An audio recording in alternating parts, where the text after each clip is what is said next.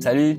Il m'arrive de temps en temps d'être en contact avec Jean-Michel Native Instruments. J'ai fait quelques vidéos sur les produits Native Instruments, la plus récente c'est celle de Machine Plus. Elle est là. Mais il y en a d'autres, je vous les mets dans la description. Jean-Michel, il a bien kiffé la vidéo Machine Plus. Elle était cool. Il m'a dit, mais Knarf, pourquoi tu fais pas une vidéo sur Massive X? C'est un super produit, il faut vraiment que t'en parles. T'aimes bien les synthés, tout ça, ça fait plein de sons de synthé géniaux. Pourquoi? Je fais pas énormément de vidéos sur des plugins, je préfère parler du hardware, mais c'est vrai que beaucoup d'entre nous, on utilise beaucoup de plugins dans nos productions. C'est pas moi qui vais vous dire l'inverse, mon dernier EP est fabriqué avec une tonne de plugins. Donc, D'ailleurs, vous pouvez l'écouter, je vous mets le lien dans la description, ça s'appelle Dogs and Cables.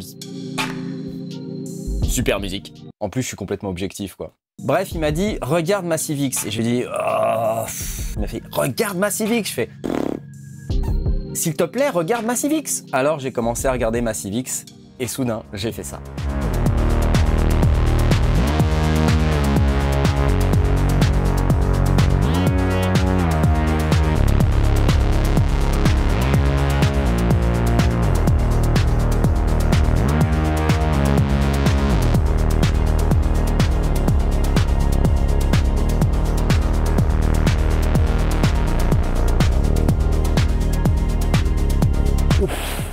J'ai carrément fait toute une track avec ça. Bref, full disclaimer comme on dit dans ce genre de cas, Jean-Michel Native Instruments sponsorise cette vidéo. Je vais donc vous parler de Massive X de manière sponsorisée.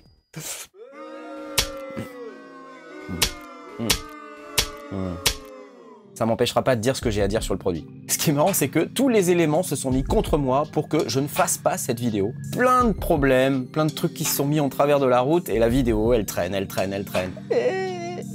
Ouais. En fait, c'est pas grave parce que j'ai fait totalement autre chose et puis du coup, ça me permet de vous présenter une des tracks que je vais mettre dans mon prochain album. Et ça, c'est bien. Ok. Massive X, c'est ça, ça a l'air un petit peu impressionnant comme ça et honnêtement, il y a énormément de fonctions, donc voilà. Regardez, on va écouter quelques sons qui sont issus de la banque de presets de base.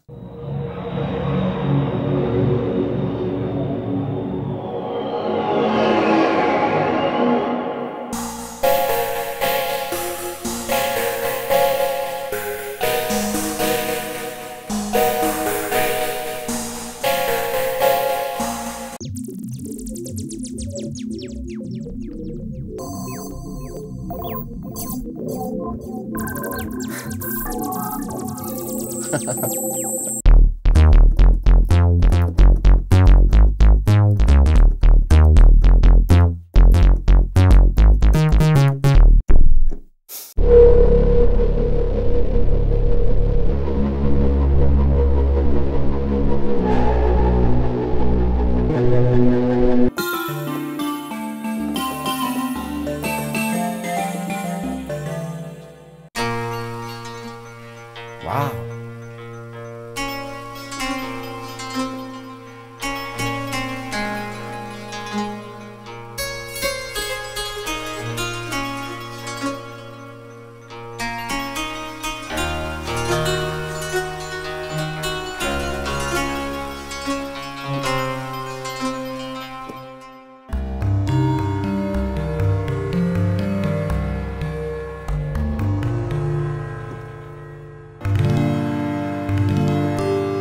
Bon, enfin bref, vous avez entendu, ça fait des sons hyper complexes. En plus, Native Instruments, il publie des banques assez cool. Par exemple, il y a la banque Möbius qui est là. C'est aussi des sons de ouf de malade, quoi. On peut même faire des sons un peu rythmiques comme ça.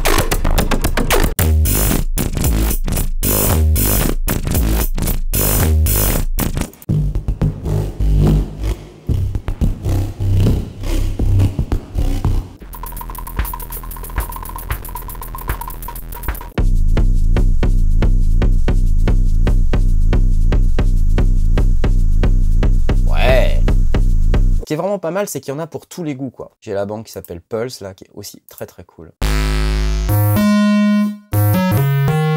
Avec ça, c'est quand même un son assez simple, entre guillemets, qu'on peut triturer à sa sauce, avec ici un... Et on peut automatiser tout ça. On va rentrer un peu dans le détail de ce que ça fait. Pas trop, parce que j'ai pas envie de vous perdre, mais il faut que vous voyez ça. En fait, Massive X, quelque part, c'est comme un environnement modulaire en logiciel. vous allez avoir des modules, par exemple ici des oscillateurs, il y a des formes d'ondes basiques à foison, et derrière en fait on va trouver des genres de modificateurs, carrément même des filtres à l'intérieur des oscillateurs, donc qu'on peut mettre en plus de filtres supplémentaires qu'on peut paramétrer dans cette zone. J'ai mes deux oscillateurs ici, numéro 1, numéro 2. Je peux les allumer ou les éteindre. Et en fait, c'est des tables d'ondes, on peut passer d'une forme d'onde à l'autre. On passe de carré à Dancy. Et après, on peut changer de forme d'onde. Par exemple, si je vais sur Harmonix et que je prends celle-ci.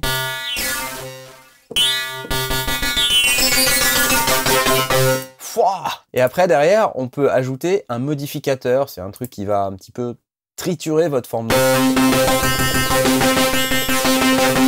Il faut tester tous ces réglages et c'est ça qui est passionnant avec Massive X parce qu'il y a tout un monde de design sonore qui est vraiment disponible dans le plugin. Sérieux, ça va hyper loin. Ici, je peux mixer mes oscillateurs entre eux, je peux les éteindre. Regardez, bam, j'éteins les deux oscillos. Ensuite, je peux même aller choisir différentes options de bruit. Regardez tout ce qu'il y a, c'est un truc de malade. Waterfall. Allez, valve. Il y en a plein. Kettle, une bouilloire. Excellent. Gaz. Ouais, enfin, voilà, vous saisissez l'idée, il y en a 100 000, quoi. Friction. Breaking ice. Waouh! Il faut vous imaginer, du coup, qu'en fait, vous allez rajouter ces petits bruits sur vos sons et vous allez composer comme ça, par des couches, les sons qui vont être les sons que vous allez faire. Donc, si vous cherchez vraiment le son qui correspond à ce que vous avez en tête, je pense qu'avec Massive X, il n'y a aucun problème pour le faire, quel que soit le type de son. Je vais reprendre un truc basique, par exemple une Harold Saw, ok. Waouh! Ça c'est cool, et puis je peux mettre un filtre par-dessus. On voit les différents modules qui s'enchaînent les uns dans les autres. Vous voyez ici, l'oscillateur 1, l'oscillateur 2 va dans le module qui s'appelle A. Le module qui s'appelle A, c'est ce truc-là. Il est à off, mais sinon je peux le balancer dans un beat crusher si j'ai envie. Je peux créer des liens et si je veux, je peux les détruire. Vous voyez, par exemple, mon noise, si j'ai pas envie qu'il aille dans le beat crusher, je peux aller le mettre directement sur le module B, qui est ce truc-là. Le module B, je peux lui mettre un folder et mon noise qui est ici, je peux prendre un white noise, il va directement dans le folder. Ok? Donc c'est à vous de déterminer l'ordre dans lequel ces différents modules vont s'enchaîner. Et vous voyez, c'est facile, il y a des lettres F. Ici, j'ai oscillateur 1, oscillateur 2, là, noise 1, noise 2, F pour le filtre, ABC pour un premier jeu d'effets, XYZ pour un deuxième jeu d'effets avec ces effets-là, flanger, phaser, quad chorus, reverb. Voilà, donc en fait, tous les modules qui sont là-haut, c'est assez facile de les agencer entre eux et c'est vous qui choisissez l'ordre dans lequel ça va. Et puis à la fin, ici, vous voyez, vous pouvez aller dans XYZ, dans X plus Y vers Z, X plus Y plus Z, enfin... Il y a vraiment pas mal d'options pour router les signaux entre eux, ce qui fait de Massive X un outil vraiment ultra puissant pour faire du sound design. Vous avez un onglet Voice là-dedans où vous pouvez encore faire des tas de trucs. On peut gérer sa polyphonie, gérer le glide, on fait ce qu'on veut en fait. Et puis derrière, on a ce module Unisson. On peut gérer carrément le nombre de voix. Et il y a cette espèce de machin qui s'appelle Scale, sur lequel on peut morpher sur des notes et des accords en particulier. C'est assez dingue ce machin.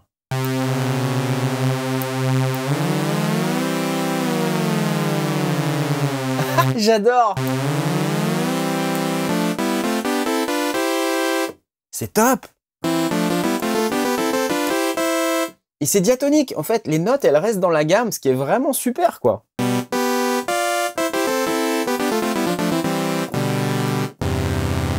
Et si je veux me mettre en fa dièse, il n'y a pas de souci. Hop, c'est parti. Ok, cool. Génial. Évidemment, tout ça est paramétrable avec des gammes de folie, là, il y en a 100 000. C'est un truc de malade. Et vous avez même des jeux d'accords, là. Balinese Set 1. Heptatonique.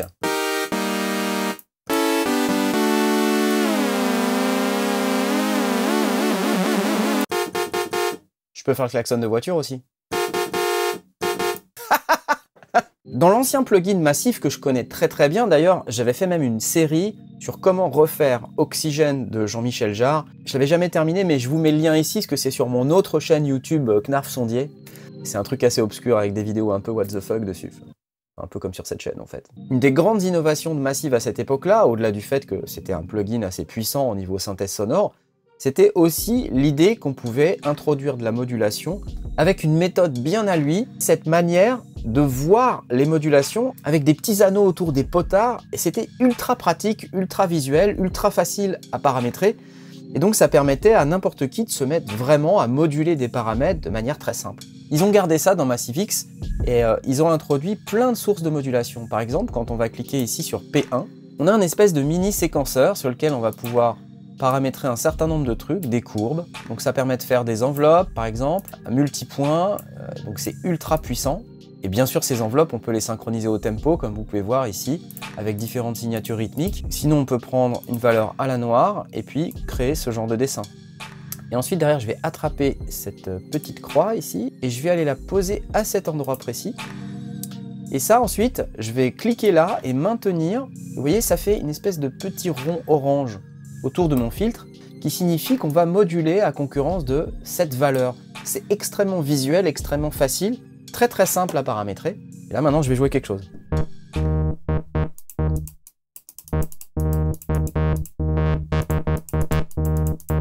Vous voyez, ce que je dessine, en fait, va aller s'appliquer sur la fréquence de coupure de mon filtre. C'est assez génial. Alors après, je peux faire un truc comme ça. C'est cool ou pas?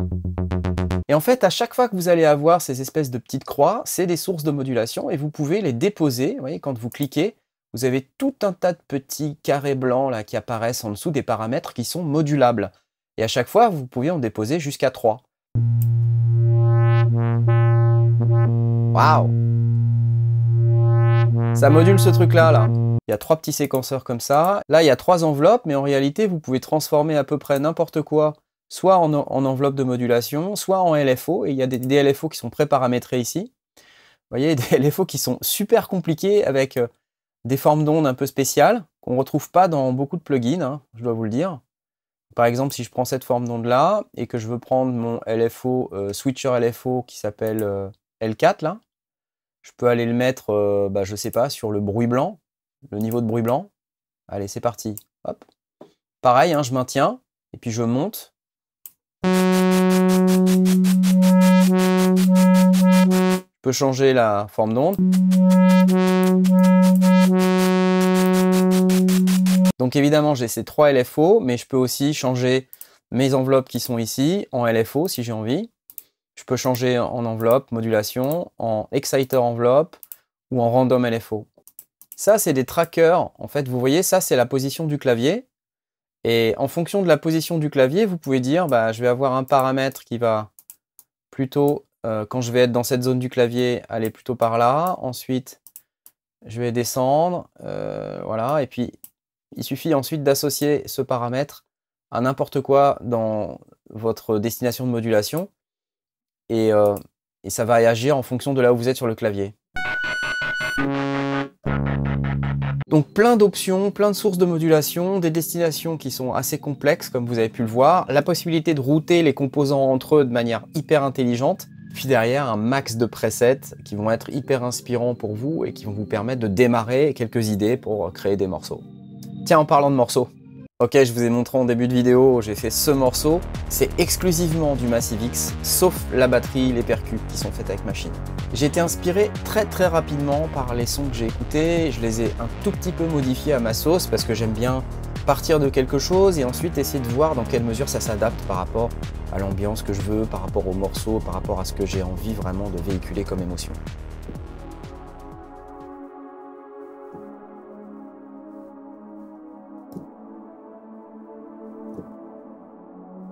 Ouais, super son, franchement.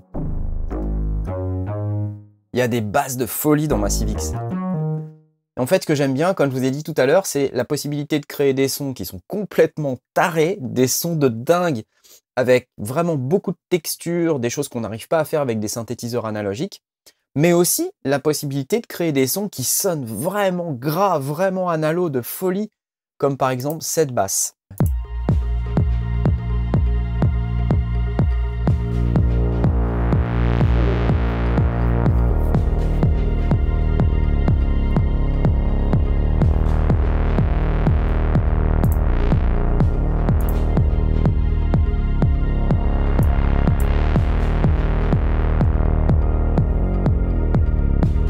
son de basse, c'est un son que j'ai fait.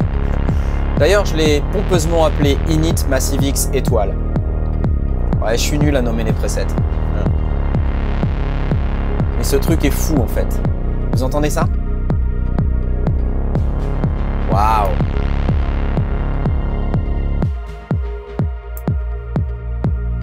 Il y a un peu de modulation là quand même. Hein.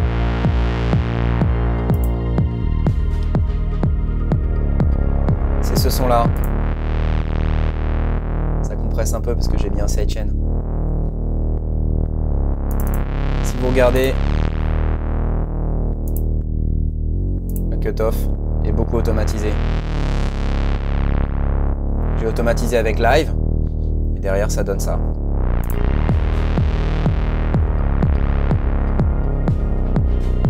C'est beau, j'adore.